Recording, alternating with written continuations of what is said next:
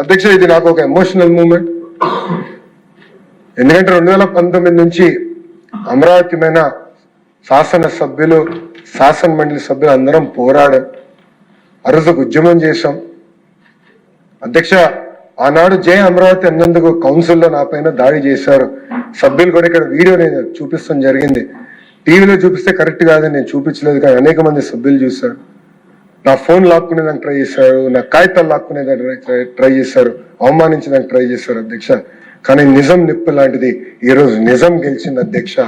గౌరవ ముఖ్యమంత్రి గారు ఆధ్వర్యంలో, గౌరవ ఉప ముఖ్యమంత్రి గారి ఆధ్వర్యంలో అమరావతిని the one and only and శాశ్వత రాజధానిగా తీర్మానం చేసి కేంద్ర ప్రభుత్వాన్ని పంపించి కేబినెట్ లో ఆమోదం తెలిపి ఏకంగా పార్లమెంట్ లో క్లియర్ చేసుకుని ఇంకే తుక్కులకు వచ్చిన పొరపాటున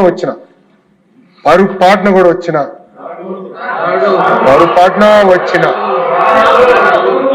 మార్చలేరు అధ్యక్ష ఈ రాజధాని.